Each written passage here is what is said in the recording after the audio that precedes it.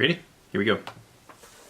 Hello, and thank you for stopping by the Stuff I Heard podcast. I'm your host, Joshua Peak. Today is Saturday, December 15th. We are having a bit of a Christmas party today with my family. When you get older and you have a family of, let's say, your own kids, and you have to coordinate when you can do Christmas with your own kids versus when you get to do Christmas with your extended family. And this being, December 15th, this is kind of a weekend, obviously 10 days before Christmas. But it just worked out where we can all get together and spend time together today. And in preparation of that, we're kind of older now. I mean, I'm 44. I'm the oldest of the kids, and we have kind of a blended family. So there's him, hers, and ours, and that kind of situation. Not only on my parents' side, but also on my side. So it's just coordinating when everybody can get together and spend time together. And the older we get, and the more life has been good to us. I mean, honestly, at Christmas time, we don't really look to get each other anything. My wife and I, sort of along the way, made a vow to each other that we weren't going to buy each other Christmas presents or birthday presents or anniversary presents anymore, because pretty much if there's anything we want, we talk about it and we get it. Not to say that we have that kind of means, but if there's something that you want, you plan, you save, and you buy the thing when you can. And I've talked before about how we got on the Dave Ramsey plan of paying off our debt and saving up money, and we've done that. We've done that very, very determined. We were very determined to pay off debt. If anybody doesn't know who Dave Ramsey is, please go to his website, daveramsey.com, Ramsey, and on there is some free tools. He has a budgeting tool on there that's free. He has a lot of links to his podcast that's free, where basically it takes you to a link of his radio show that's also free. And he talks to you about how to manage your money properly so that you are not in debt. And if you are in debt, he helps people figure out how to get out of debt. It is no get-rich-quick scheme. There's nothing to buy into. All it is telling you how to budget your money responsibly. That's it. Budget your money responsibly. How hard is that? Well, I'll tell you how hard it is, okay? When you're a young person and you start to make money, right off the bat, you think, well, I should have some nice things. One of the things he talks about is being doctor poor. Okay, doctors go to school to be doctors because they think, hey, at some point this is really going to pay off, and financially I'll have a good future. I'll be able to afford a nice house and a nice car and all this other stuff. So they have to go to school for a long time. They have to get their regular education, and they have to go to medical school, and then they have to do a residency. And I think in the residency they don't get paid a lot of money. But somewhere in that residency they tell themselves, I'm a doctor now and I can afford things. And they usually meet somebody along the way. They want to get married. If they don't want to get married, they also think, oh, I need to buy a fancy car because all my friends are buying fancy cars. So they go in debt with the idea of, I'll make money eventually. But they usually have a lot of student loans that they have to pay off. And I mean a lot of money they have to pay off. If anybody's ever watched Grey's Anatomy, in the first season, I started watching it in the first season, I'll admit it, I was one of those people. In the first season, there's a bunch of them that are starting out and they all live together because they're so broke. And that's a reality. When you have your student loans to pay off, you are broke. And unless you're one of those people who just happen to get a grant, which there's very few of those out there, you're going to have to be paying off those student loans for a very long time. But being a quote-unquote doctor, you go out and you buy yourself a nice car, and then you think, I need a better place to live. I'm a big deal. So you go out and you get yourself an expensive place to live, and then you can't afford anything. You can't even afford to go out with your friends to have any dinner. Before you know it, you're buying everything on credit cards, and you're in way over your head. That's one example, okay? Give you my example. Young man, not really sure what to do. My grandparents grew up in a generation where money was precious. They went through the Great Depression, and they lost everything. They saw their family lose everything. My grandparents pretty much raised themselves on both sides of the family, and a lot of it was them working together and realizing they had to do what they had to do to take care of each other. Back then, kids went to work in factories as young as, 7, 8 years old. If you were old enough to, and showed up, they would work you in these factories, in the fields, in construction, whatever. If you showed up and you're willing to work, they'd work you. On my mom's side of the family, I know that both my grandparents dropped out of school early. I remember my mom saying that her dad only had like a second or third grade education. I'm not really sure how far my grandmother got in school. I don't think it was very far. But they both had to drop out of school to go to work. And because of that lesson of being so broke, they realized that they never wanted to be in debt. They never wanted to owe anybody for anything. So they only bought things when they could afford it. The idea of going in debt to buy something freaked them out. I remember my grandfather telling me, land is the most precious thing you can own. If you've got the money to buy land, you want to pay about $100 an acre for land because it's only going to go up in value. And if the stock market crashes tomorrow, that land is still worth something. And he was right. He was absolutely right. Now, his $100 per acre idea was in rural Georgia back in the 80s. Now, this is 2018, and obviously, you'd be hard-pressed to find land for $100 an acre. But that was the general relative term of what it was back then for him. And he did buy land. He bought land, and he planned, and when time came that they needed money, he would sell land. And he'd buy other land whenever it came available. It was an investment to him, and he looked at it that way. And, his entire generation, though, believed there's no reason to ever go in debt for anything. And then came my parents and my parents' generation, the baby boomers as most people know them. They were taught, charge it, master the possibilities, all of these slogans that you saw on TV. I remember watching a Fred Flintstone cartoon where Betty and Wilma got credit cards and they went out and they would go, charge it, and they're holding up their little stone tablet, but it's supposed to be like a plastic, credit card. And they go nuts and they buy way too much stuff. Well, I remember having a conversation with my mom and stepdad as a young man where my stepdad was telling me, hey, you have to have credit in order to buy a house, and the only way you get credit is to owe people money and pay it off responsibly. And he sort of led by example of, you can keep charging stuff because, if you die, oh well, I don't owe that anymore. And I think he honestly thought that if he died owing people as much money as he had, that he would feel okay. Or if he owed people more money than he had, then he felt like he'd beat the system. And that's not the way to think at all. I mean, that was a terrible way to teach a kid. But again, nobody talked about money back then. Actually, nobody talks about money now. I think only today, because Dave Ramsey taught me so much, am I able to talk about money now freely with people. My job at work is to be a driver trainer, and sometimes when we're in the vehicle talking, I hear guys talk about how in debt they are, and I'm like, listen, you make a good living now. This is a hard job, but you make a good living, and here's what you don't want to do. You don't want to make the mistake of going, well, I'm making a good living now, let me go out and buy a new car. Because right away, you came into this job with debt. So let's pay that debt down first, and then let's look at getting you a vehicle, maybe not new, maybe something used. I realize even saying that I'm saying that hypocritically, because I went out and got myself a new vehicle as soon as I could, but my situation was a little bit different. Everybody's is.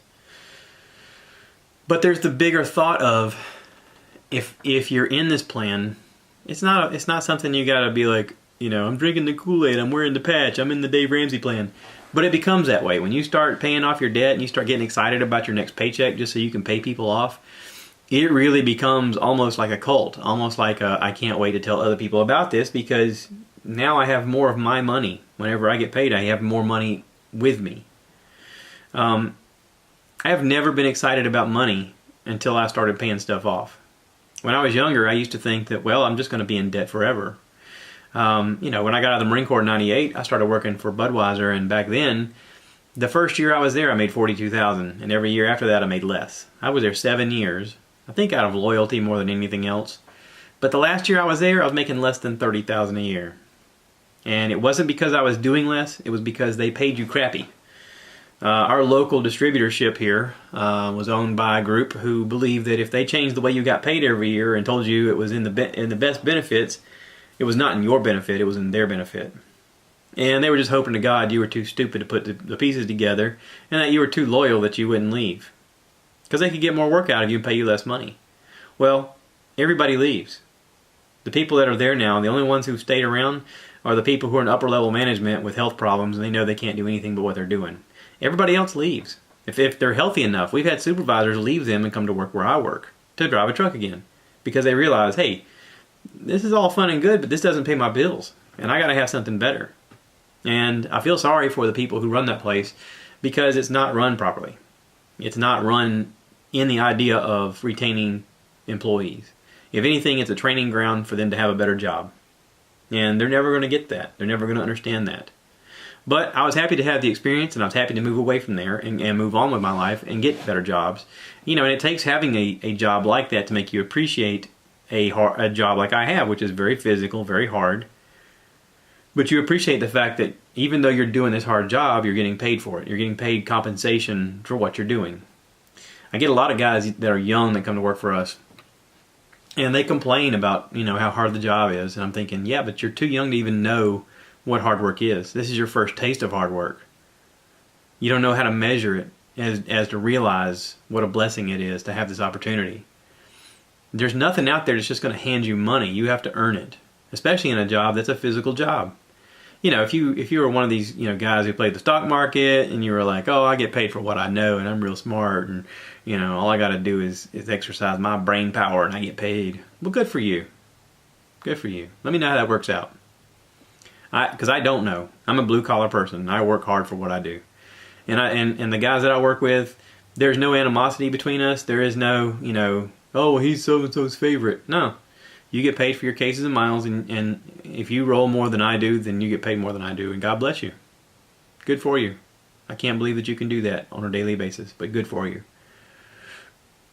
That's all it is. Now, I can tell you that riding with these people, though, we have conversations all the time, and they'll tell me about how, you know, much in debt they are, and you know, oh yeah, and I got a baby on the way, and I just bought this new vehicle, and blah, blah, blah, and I can't help but interject and, you know, start asking questions and say, hey, listen, you know, this is where I was at, and this is the steps that I took, just following Dave's plan, you know. If you don't know what I'm talking about, Dave has these, what he calls baby steps, the little baby steps that you follow in order to get out of debt.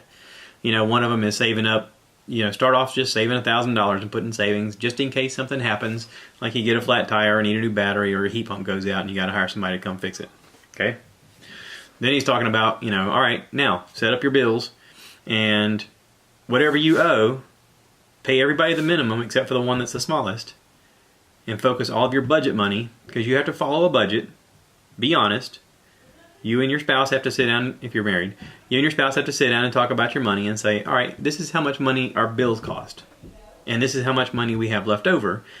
Let's really tighten our belts and let's focus on that amount of money. Let's swear to it that amount of money we're going to pay off on the smallest debt, and we're going to pay it off as soon as we can. And then when that bill is paid off, you take all that money you were sending that first bill and you pay it to the next one that's the next lowest. And you keep doing that until it's called the debt snowball, because it's like a snowball that you see on cartoons when it starts off with a little tiny pebble, and when they roll it downhill it gets bigger and bigger and bigger and grows and gets faster and faster. It's like that when you're paying off your debt.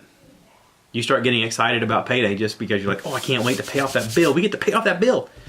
Or if you get a bonus at Christmas time or something like that, you're like, oh, I can't wait to pay that off. You know, for us it was a second mortgage, a vehicle payment, a motorcycle payment, you name it. I mean, we had lots of little side bills, a credit card debt, a debt from before we got married. A credit card debt was pretty substantial too because we couldn't stop ourselves from spending money. We had to tighten our belts and realize, oh, we don't have the money to do that. We got to deny ourselves the simple things that we thought we could afford for a little bit, because in the bigger picture, until we pay this debt off, we don't deserve that thing that we think we want. And, you know, young people see other folks right now, you know, being able to do things and buy things and go on vacations, and they go, well, I want to do that, and I want to do it now.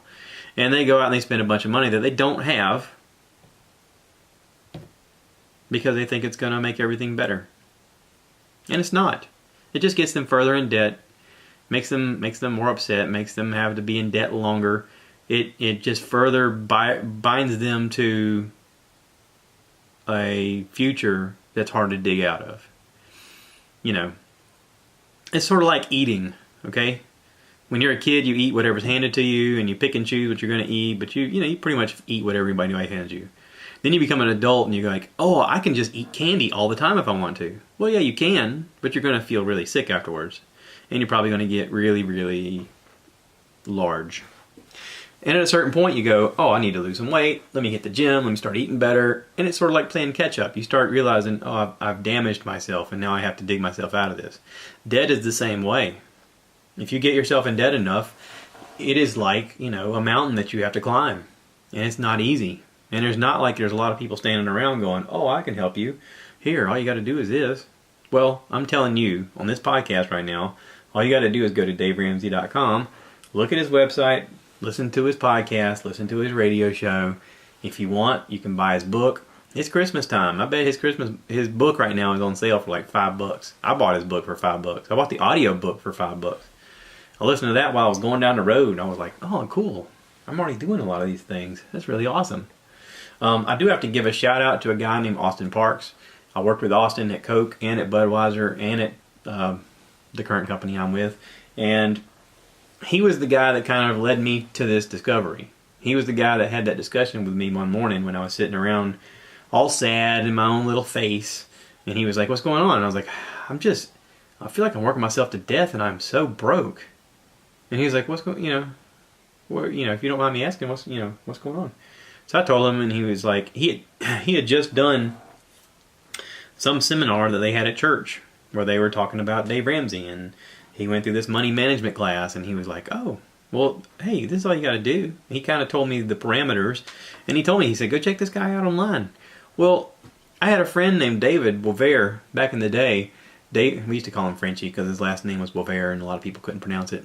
Anyway, so Frenchie, David, had gone to one of these conferences years ago and invited me to go, and I told him I'm not going because I thought it was like a pyramid get rich quick scheme. Come to find out, David was right. It was something I should have gone to back then, but I don't know that I would have listened to it. I don't know that I was paying attention enough to realize what was being said. It's sort of like prayer, When you're younger and you go to church and you're thinking, okay, well, I kind of hear all this, but I'm listening to this guy talk, and I know he's a hypocrite because he doesn't believe what he says, because he doesn't live that way, or the people around him doesn't appear to live that way. And so you sort of get discouraged by religion, and you leave religion, and then at a certain point, your life kind of turns upside down, and you're on your last straw, and you get on your knees and you pray, and you're like, God, whatever I need to do, just tell me, I'll do it. You have to get to a point in your life where you go, I need help. I am willing to accept lessons that someone can teach me to get out of the situation I'm in. And that can be with your religion, that can be with money management, that can be in your relationships. But everybody at some point in their life has to hit rock bottom in something. I've been that way with a job before. I've been off the couch on the floor crying. Yes, I've cried. On the floor crying because I thought this is not the path I'm supposed to be on, and I don't know how to get off of it. And I had to make a decision, and I had to change. But there are these obstacles that we overcome, or we let it defeat us. Now, I know there's people out there that have no obstacles and life is grand and they're skipping through the forest and it's like one of those cartoon things, where everything perfect happens. Yeah, I can't relate to you. I'm sorry, I can't. My path was different. My path was hard fought. My path was not many options and having to figure it out. I've heard Adam Carolla call that grit. Having grit. And he's like, the problem with a lot of people in America today is they don't have grit. They just don't. They lived in a bubble. They've hand sanitized everything in their life. And when they're faced with adversity, they crumble. Growing up, one of my best friends, Greg Steele, and I had very different lives in a lot of ways, mainly because he was super smart. He had a photographic memory. If he read something, he just knew it. So anytime he took a test, he would test really great. But he also had the mentality of thinking, I want to do this. I want to do something where education is going to help me to succeed in life because I don't want to struggle. And I didn't think that way. If anything, all I thought was, I can't really say what I was thinking of. I was thinking of a girl. Let's put it that way. I was thinking of a girl. I was thinking about the things I like to do with the girl and how I wanted to keep doing that. And I didn't care what else I had to do to just keep doing that stuff with the girl. I had a weird perspective on life growing up. And, some of it's nurture versus nature. But whatever. But Greg went on and he went to college and he got a degree in nursing, and then he went on further and got a degree to be a nurse practitioner. And to me, Greg's life always looked like a success because everything he went towards, he succeeded in. And he did so greatly. I mean, he was able to achieve everything he wanted. And meanwhile, I had no goal to achieve anything. And then at 20 years old, I found out I was going to be a dad. And it was during the process of me trying to figure out what I wanted to be when I grew up. And I'd gone to college for a little while, didn't know what I wanted to do, and had decided to join the Marine Corps. I was supposed to join with this guy named Brian Bazin that I worked with at McLeod at the hospital. And Brian had taught me into doing this buddy plan. Oh yeah, we'll go to boot camp together, it'll be cool. And I was like, all right, yeah, let's do it. I didn't find out that I was going to have a kid until she was 5 months pregnant. She and I weren't together. We had actually split up. So it became a thing of shifting my life and going, okay, I have to figure out how to overcome this adversity. I have to figure out how to be a part of this kid's life. I know that she's not the person I want to be with, but in order to have a relationship with my son, we got to get married.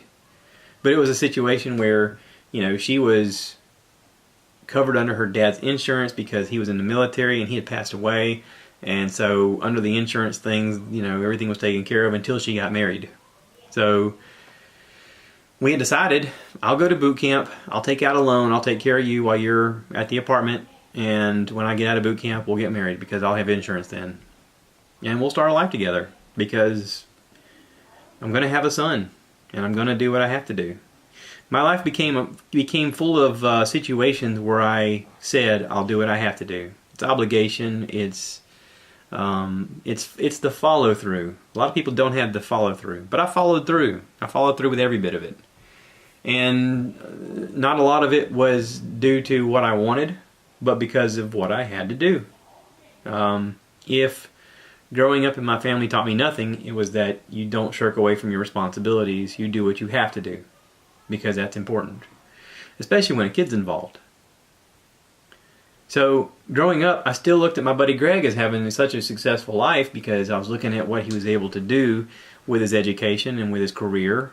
And here I was getting out of the military going, what am I going to do to make money? And I started working at Budweiser, and I bought a house, and I was scratching out a living.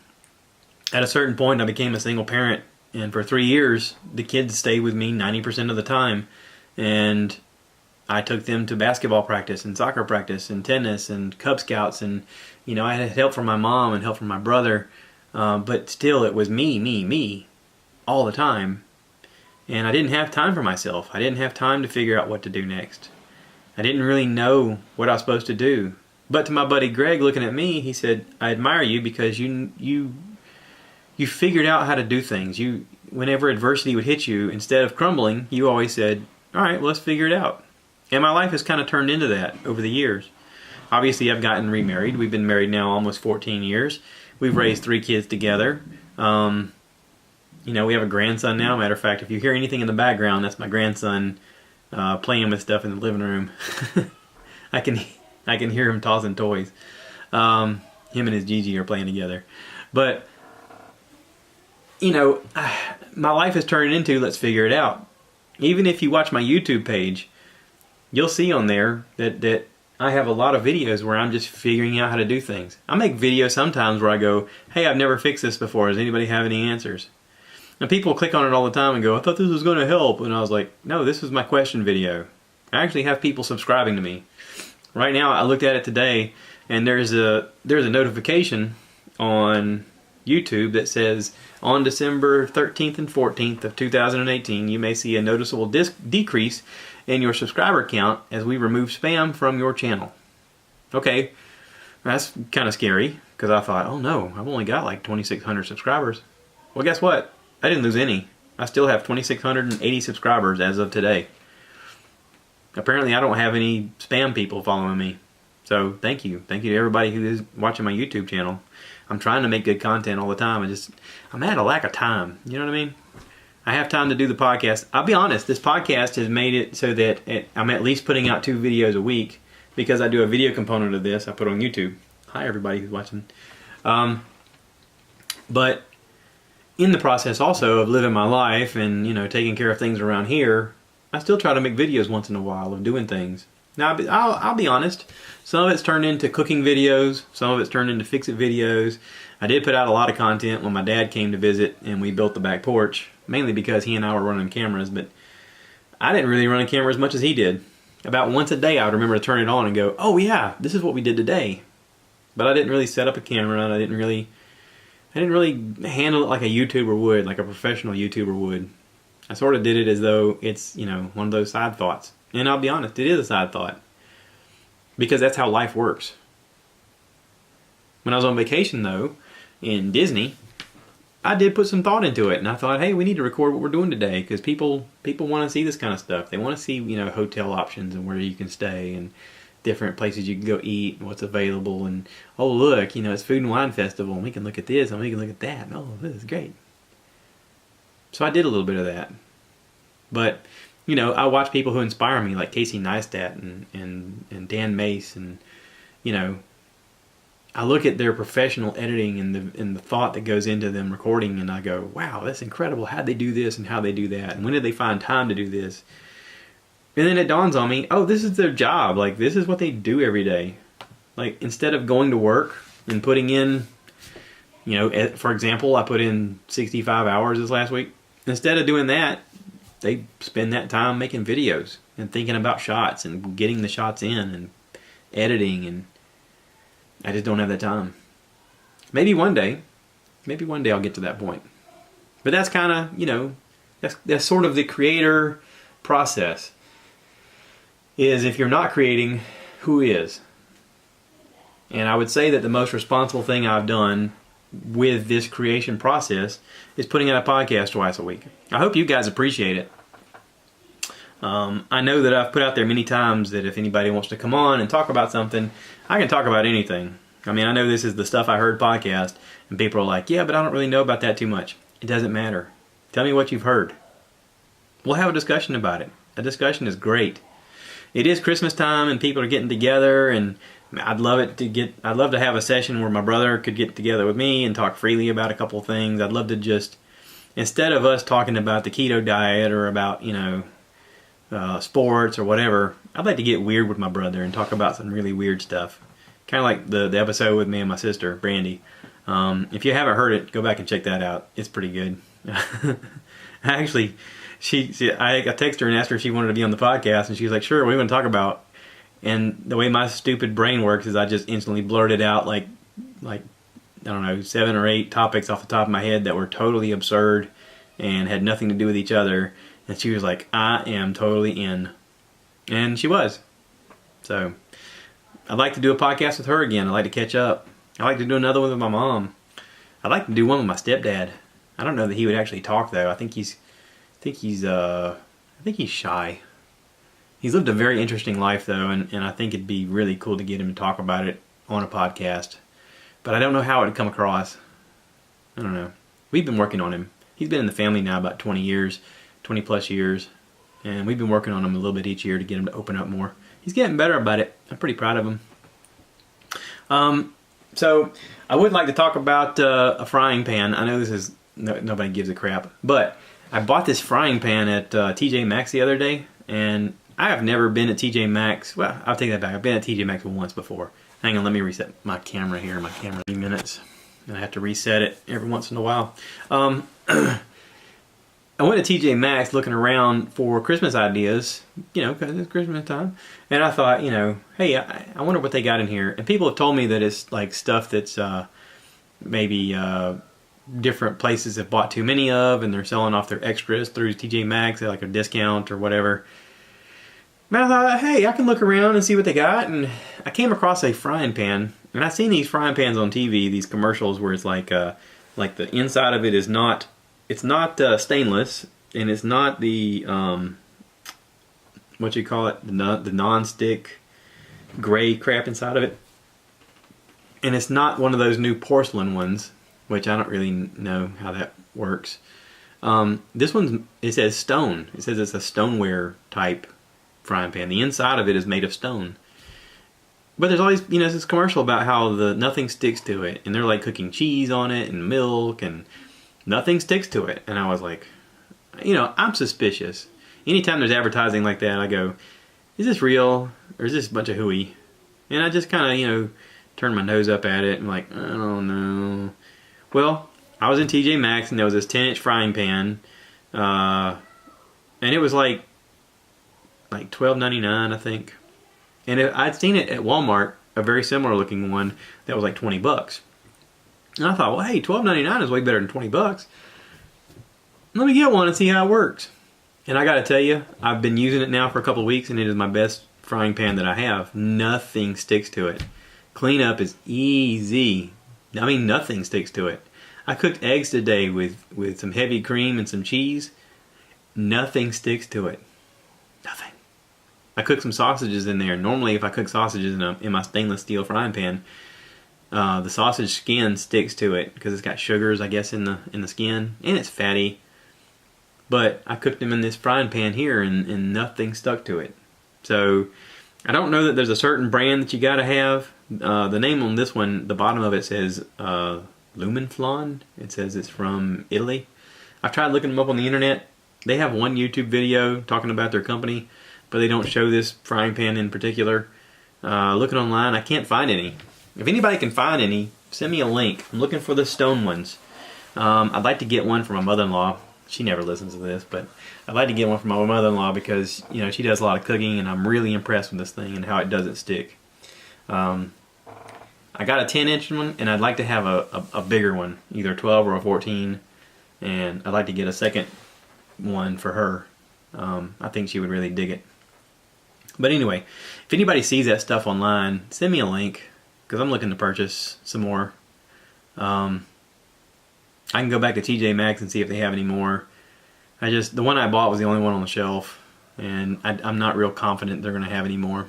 But anywho, that's all I got. Yeah, that's all I got.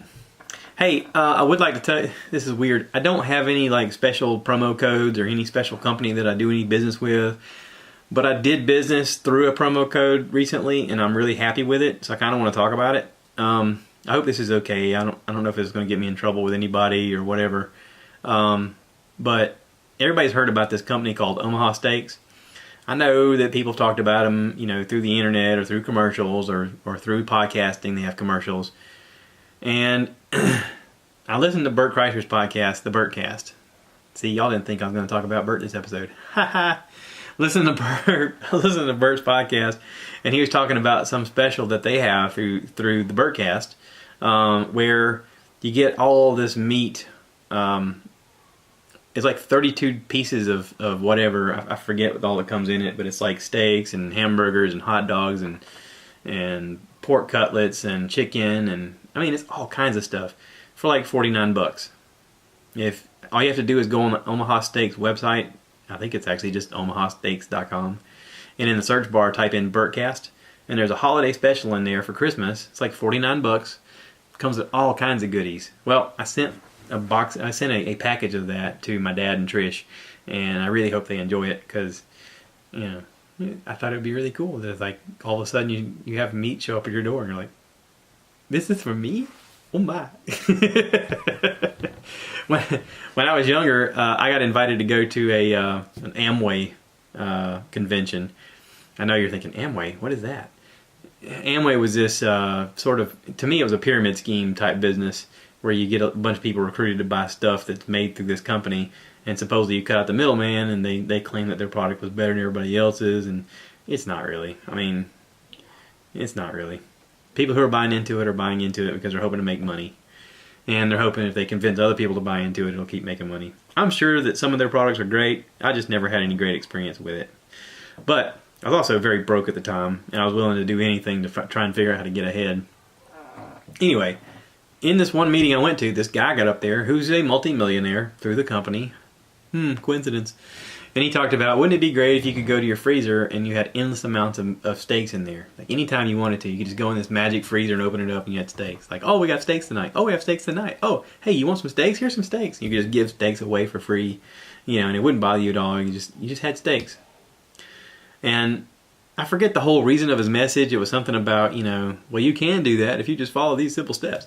His old sales pitch with the double finger shotguns.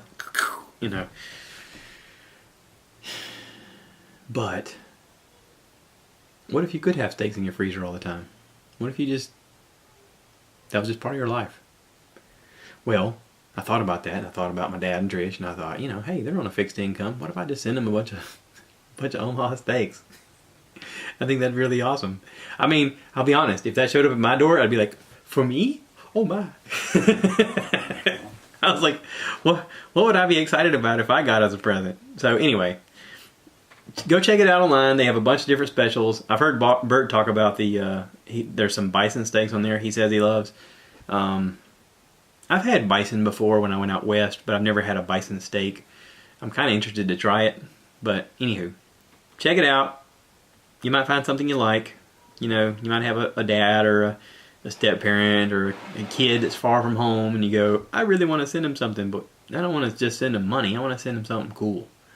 There's an idea. Like, I'm not getting any kickback from this. There's nothing special happening for me. I'm just kind of sharing the good word. So take that for what it is. I'm hoping that this microphone sounds decent with the articulating arm here. I made a video about it. The brand is called Neewer, Neewer. It's a professional recording stand. It hooks to the table. I'm hoping that it gets it off the table and that it supposedly cuts down on some of the noise in the background. Write me. Let me know if it does. I'm kind of curious. I'm looking to take this podcast up a level. I'm looking at possibly getting a soundboard and extra microphones that have the weird little connectors, you know what I'm talking about? The little round ones that go in the thing, and it's got power to the board. And I'm looking to do all that. So, yeah. Tell me what you think. Give me some input. Give me some feedback. Let me know you're there. I could just be talking into the ether. Nobody's actually there. Somebody wave at me.